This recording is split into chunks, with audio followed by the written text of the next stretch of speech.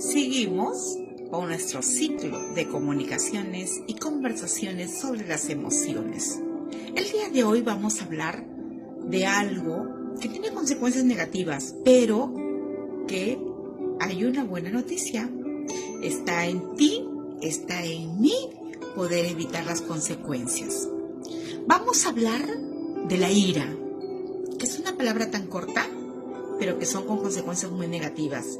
La ira no es otra cosa que el resultado de una cólera en extremo. El tener cóleras, el estar molesto y el no saber manejarlo, te va a llegar a resultar en un estado emocional como es la ira. ¿Qué es la ira? Es un estado emocional negativo. Es un estado que permite físicamente tener algunas reacciones. Sientes que el corazón te late mucho más rápido. Sientes aquello que tú le dices, tengo rabia.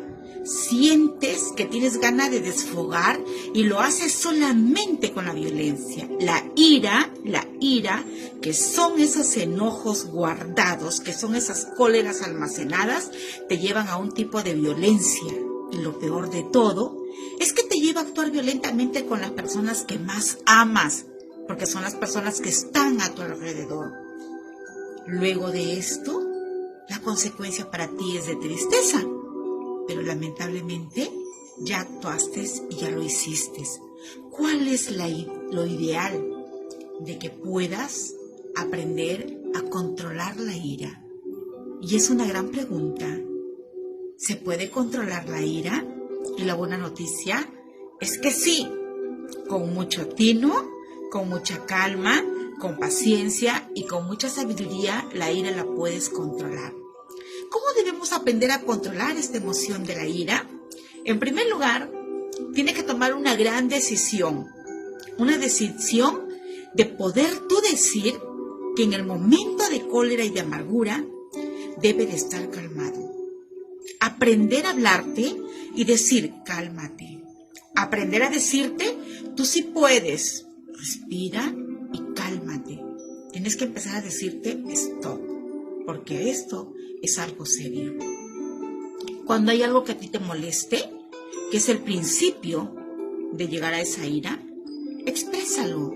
Díselo a la persona. No creas que la persona lo sobreentiende. La persona necesita saber qué es lo que a ti te molesta. Pero sobre todo, tienes que empezar a hablar del problema, pero sin echar la culpa a los demás. Tienes que aprender a tomarte un tiempo y pensar qué es lo que tú hiciste para provocar en las otras personas la reacción. Tienes que pensar que la ira no lo generan los demás. La ira lo generamos nosotros mismos. Tenemos que aprender a retirarnos del problema, que no es escaparte del problema. Es poder salir de esa conversación, salir de esa situación, salir de ese espacio, pero no para poder escaparte, sino para poder pensar, para poder respirar, para poder mirar hacia otro espacio y poder encontrarte con el inicio de esta situación tan triste y tan deficiente. ¿Por qué es deficiente? Porque empiezan a romper los lazos de amistad, empiezan a romper esos lazos de consideración. Y muchas veces en tus momentos de ira vas a decir que tú no necesitas a la otra persona. Vas a decir que no te hace falta porque hay otras personas que sí viven contigo. Pero esto es un gran engaño, porque todos necesitamos de todos. Tienes que aprender a enfocarte en ti, no a enfocarte en los demás, porque cuando nos enfocamos en los demás, siempre encontramos un culpable. Tienes que aprender, sobre todo, si quieres eliminar la ira de ti, aprender a perdonar. Pero no solamente aprender, sino a decidir.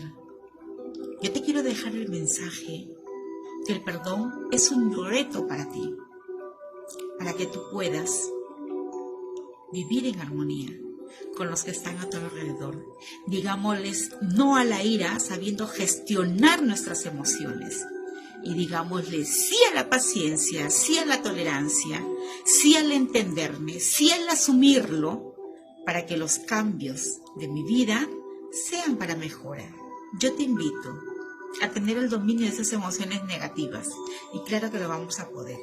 Cualquier pregunta y consulta, hazlo en el chat, hazlo en el mensajero, hazlo en la plataforma y vamos a estar contestándote. Muchas gracias por tu atención.